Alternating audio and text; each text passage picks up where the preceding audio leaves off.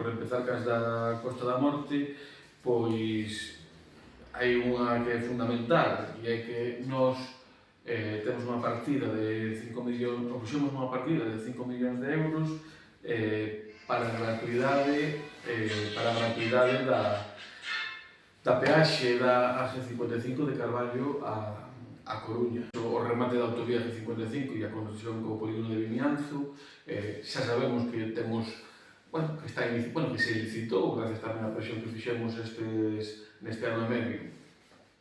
para ese corredor, que non é autovía e que vai a chegar hasta Calo, pero, a nosa intención é que remate nesta primeira fase en Verdoiras, en cuestión de vivenda, que é un dos problemas máis importantes para que hoxe en día ten a cidadanía, e, temos unha partida de 30 millóns de euros para áreas rurais e que, desde logo, que tamén poderíamos encaminar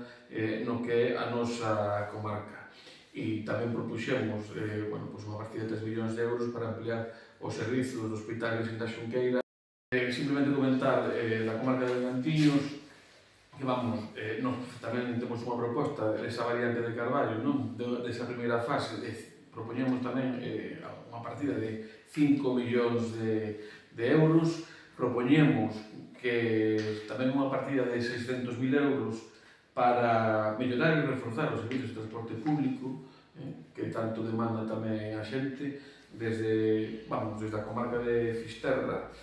Soneira, Carballo, hacia Coruña. O importante, sobre todo, da cabeceira de comarca, que é Carballo, as que xa comentou ben, e logo hai unha que tamén ten un impacto importante, que está recollendo os propios medios esta temporada, que é a redacción e execución do proxecto de infraestructura intermareal na Lagoa de Baldaio. Inda que pareza absurdo que si retomades as emendas que o venerado Bergantiños vos mandou nos últimos anos, prácticamente son as mismas, iso quere dicir que a Xunta de Galiza do Partido Popular ningunea por completo as comarcas de Bergantiños e Costa da Morte.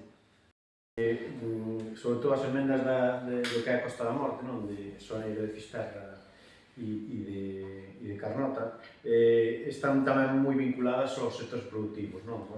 levamos emendas do tipo da recuperación do vinicriadeiro de Vivalos en Camariñas, e sobre a rexeneración da ría de Camariñas, entre outras, así como os saneamentos en Carnota e o abastecemento de auga potable. Tamén se tratou as melloras para o sector marisqueiro en Fisterra. Unha cousa que quede clara, isto non é unha carta aos Reis Magos que pedimos, Isto son emendas reais que son factibles e que vamos reclamando hai moito tempo.